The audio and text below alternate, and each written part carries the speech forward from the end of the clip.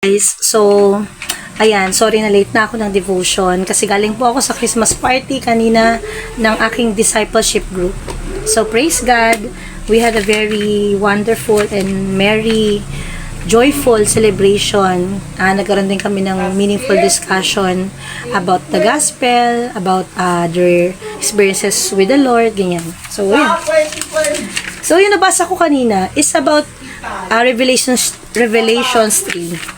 So, talagang, actually, naiyak talaga ako dito sa nabasa ko kanina. So, ganun pa rin, ina-address pa rin ni John he is the spokesperson of Jesus in this book Yung message ni God to the church in Sardis, in Philadelphia, and Laodicea. So, dito may sinabi si Lord na yung ginagawa nila is minsan hindi sincere, or sabi pa nga niya dito na meron yung about the lukewarm, 'di ba, Christian, na neither you are hot or cold, you are lukewarm, so I will spit you out of my mouth. So, kung tinutukoy dito ni Lord is hindi ka pwedeng lukewarm sa Kanya.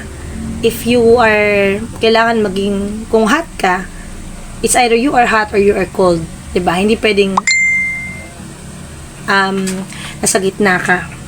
Pero ang tumatak sa akin dito, minamalat pa rin ako.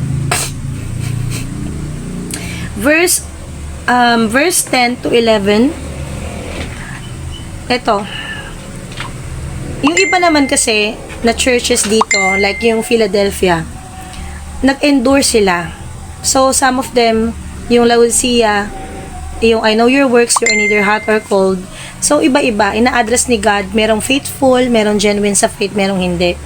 So, dito sa church in Philadelphia, sinabi niya, because you have kept my word about patient endurance, I will keep you from the hour of trial that is coming on the whole world, to try those who dwell on the earth. Verse 11, I am coming soon. Hold fast what you have, so that no one may seize your crown. The one who conquers, I will make him a pillar in the temple of God. Never shall he go out of it, and I will write on him the name of my God.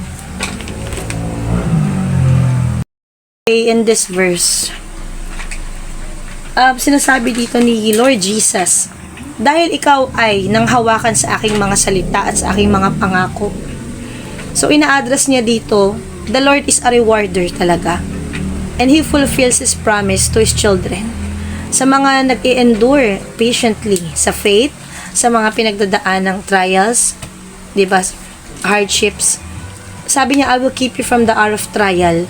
Ibig sabihin, meron pang darating sa mundo na papahirap ng papahirap yung mga pagsubok natin, and we are not exempted. So, dadaan tayo lahat sa mga matitinding trials, problema sa mundo.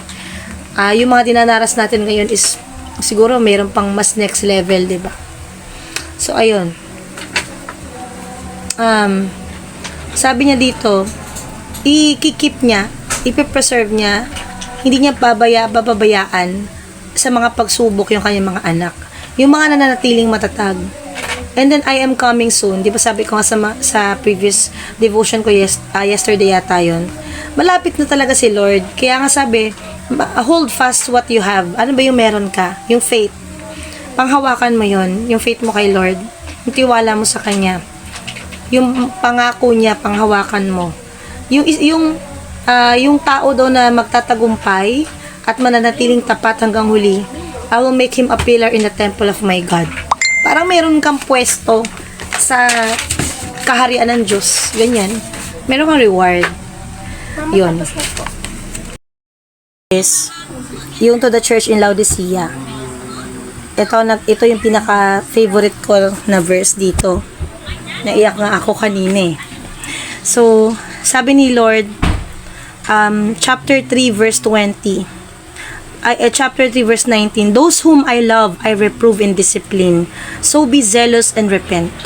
So yung mga anak talaga ng Diyos, kapag gumagawa yan ng mga kasalanan, nagkakamali, nagkakasala, dinidisiplina niya kasi mahal niya, gusto niya itama at ayaw niya manatili sa kamalian. Behold, I stand at the door and knock. If anyone hears my voice and opens the door, I will come in to him and eat with him and he with me.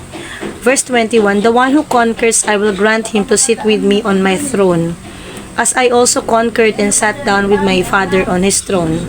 He who has an ear, let him hear what the Spirit says to the churches. So yung verse 20 nga, ako ay nakatayo sa labas ng pintuan.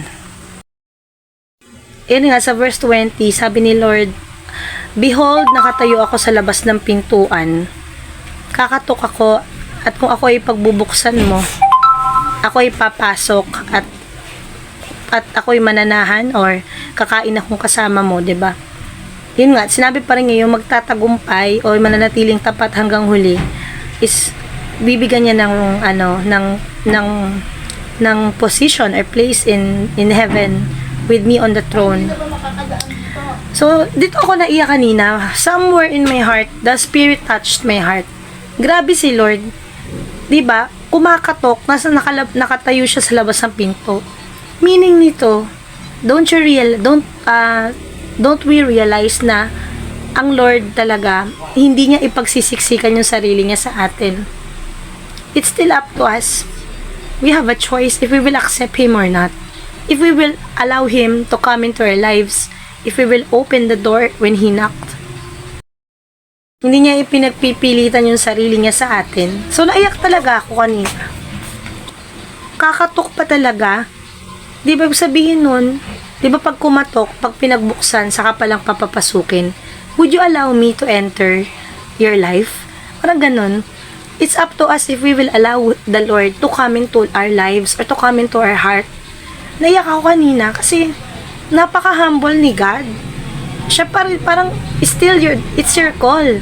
Binibigay niya sa atin lagi yung decision if we will accept him or not.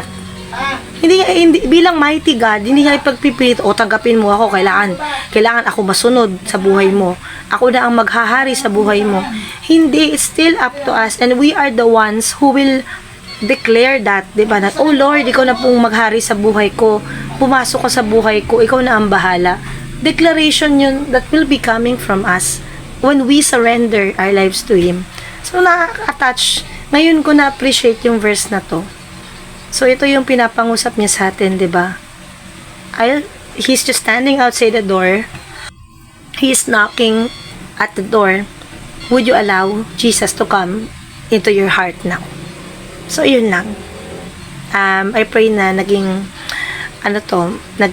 blessing itong verse na to, itong sharing ko na to sa inyo. Bye-bye!